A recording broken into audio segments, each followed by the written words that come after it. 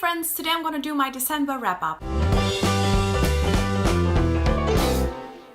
So this month went pretty okay for me. I read quite a lot, like in the first half or so, and then as soon as I went home for Christmas, I basically stopped reading, but I had already finished quite a lot at that point, so that was perfectly fine.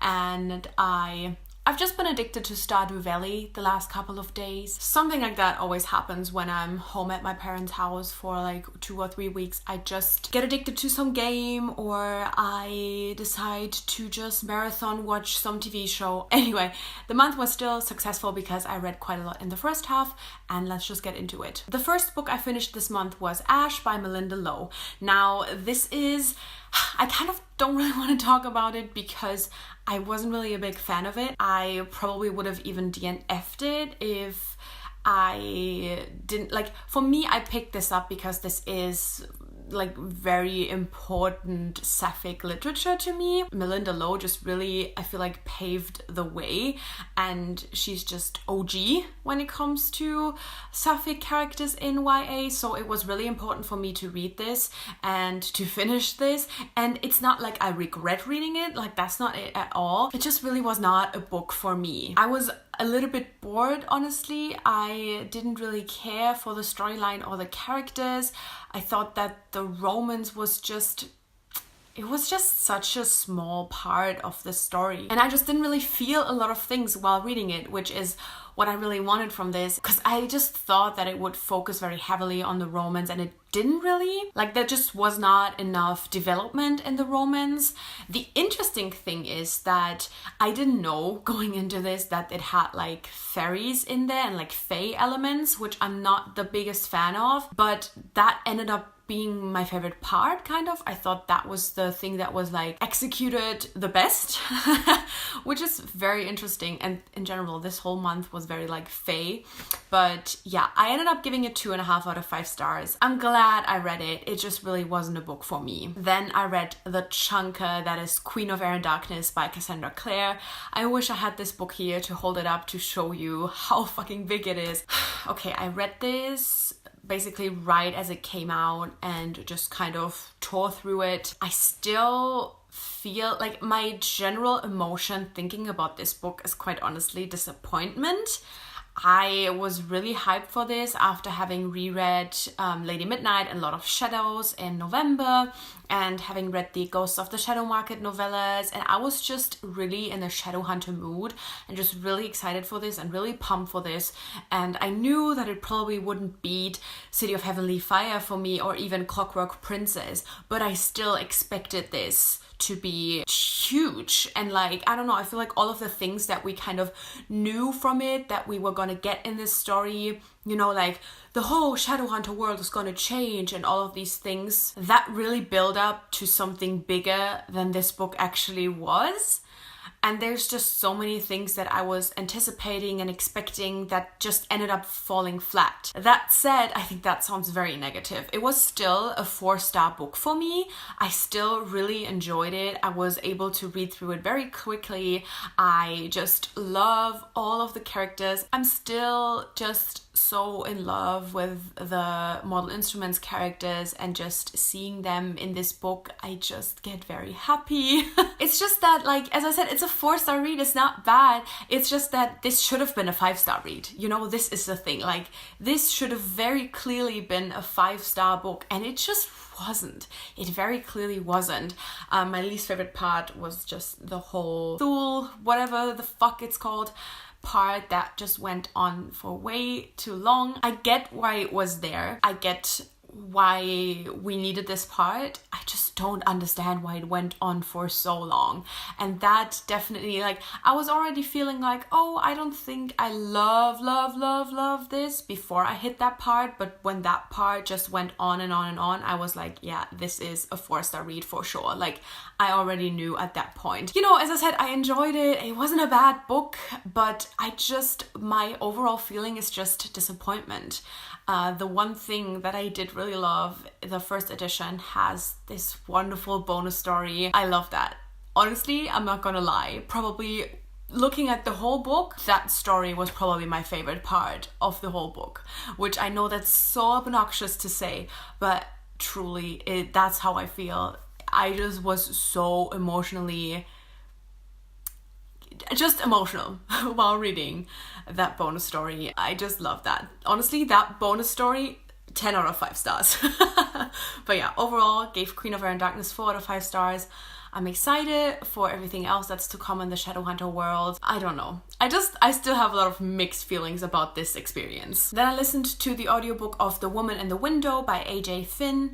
This is a thriller that was pretty popular this year, and the audiobook was available on Overdrive, so I just decided to give it a chance because I really love listening to thrillers on audiobook. For me, it was honestly, I say this quite a lot when I read thrillers, it was just one of those average thrillers for me. Nothing that really surprised me or that was very intense. What I liked about it was that I thought this was a book where the main character was one of the more likable ones. I think that a lot of the times thrillers will have really, really unlikable and just annoying, disgusting pieces of shit as protagonists. I find it very hard to like empathize with them and to like feel their fear or their, I don't fucking know, like a lot of the times I just think thrillers would like be a much more loved genre for me if all the horrible things that happened to characters weren't things where I'm just like, well, yeah, or even like, that's what you get, you know, like, it's just often so hard to be like, oh my god, this is so horrible, like, I'm so sorry this is happening to this person, because the characters are just horrible. And so I liked that. I definitely felt like this was one of the more likable characters, and I mean, I can't speak for the agoraphobia portrayed in this book, but I definitely like the aspect, and from what I can tell, I thought that it was handled with respect, but I obviously can't talk about how like accurate it is or anything like that. I did like the twist as well, a little bit like but still it got me. The twist got me, and that's important with thrillers. So yeah, just an average one for me. If you like thrillers, I definitely think it's worth a read or a listen. And I ended up giving it a 3 out of 5 stars. Then I reread or re-listened to The Cruel Prince by Holly Black in preparation for reading The Wicked King, because I had just gotten accepted for an arc of it. I liked it much more rereading it. I just got a lot more of the themes and a lot of the motivations of characters in this book, and it was just a better experience for me. And like, it's not like I disliked it the first time, it's just that I wasn't really emotionally invested at all. Now, just already knowing the book and already knowing where it's gonna lead, I just felt a little bit more invested with the characters, especially Carden.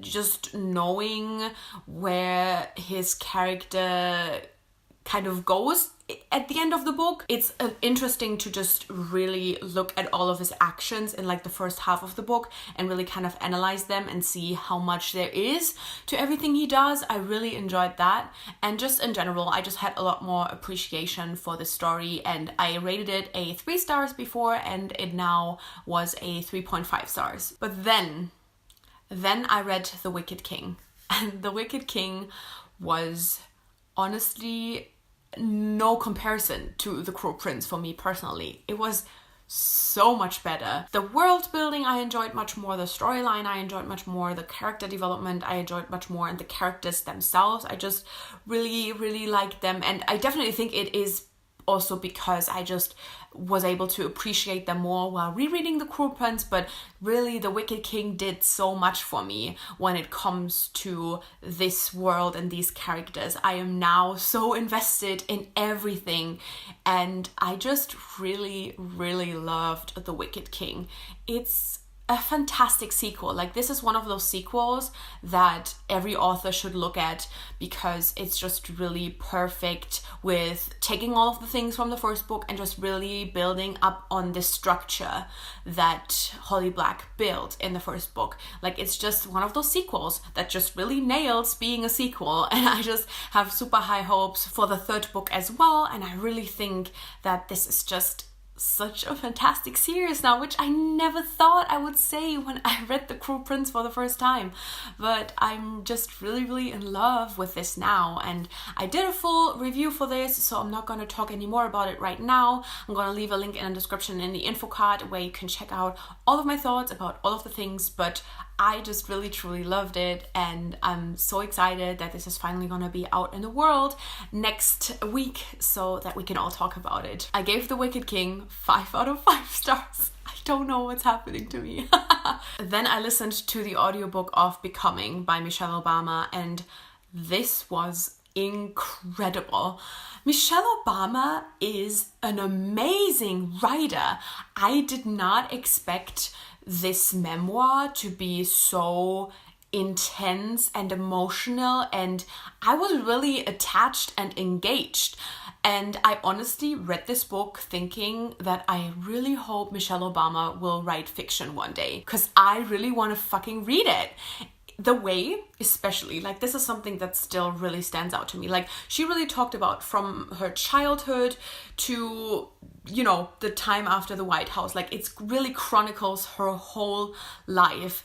The part that really stood out to me is the part where she talked about when she met and fell in love with Barack Obama.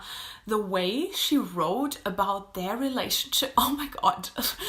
The way she wrote about their relationship developing had me in so many feels, and I was just like, wow, I ship these to real life people, because just the way she writes it is beautiful. Like, genuinely, it felt like I was reading a fictional romance story.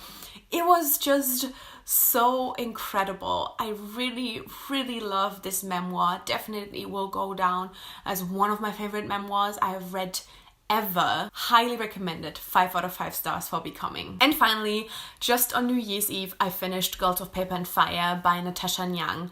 Now, I haven't quite yet collected all of my thoughts on this book yet, but I definitely can say that I really liked it. I thought that the topics in this novel were just handled incredibly well. While it was obviously a very heavy, intense story, and there are trigger warnings for like violence and sexual assault and rape and all of these things, I still think that it just handled it in a way that didn't really, I don't want to say it doesn't make you feel like sad or angry or upset. It's not true. It's just that it doesn't feel as heavy. Feels like this book puts this thin layer between you and the story. I don't know. Am I making sense? I'm not sure. That's just kind of how I felt. For me, the heaviness of what is actually happening, it's like it didn't all get through to me. I think that's kind of what I'm trying to say. So I really enjoyed that. And I just, in general, really enjoyed the storyline. I loved the romance. I thought the romance was beautiful. There were, in general, a lot of great characters, a lot of amazing side characters, and even all of the villainous characters were really well done. I think the only thing that I didn't really love or just wanted much more from was the world building. I think that the world seems very interesting, but I don't really understand the world yet. I don't really feel like I know much about it yet, and I get it. I think it is also a way to kind of show this like small space the characters are in. And I definitely think that it makes sense. I'm craving to know more about this world. But then at the same time, this is the first book in a series, so who knows how much more world building we are getting. I wanted a little bit more of a taste of it, and that is kind of the only thing where I'm like, that's like the one thing. And I guess I could have been a little bit more emotionally invested, but that's like very subjective anyway. But overall, I really liked it, and I just love it for its representation. And I'm so glad that this book has been on the New York Times bestseller list for weeks now. It makes me so happy. I just really love that this book with, you know, Asian characters and kind of Asian inspired world building and sapphic characters, that this book is just doing so good.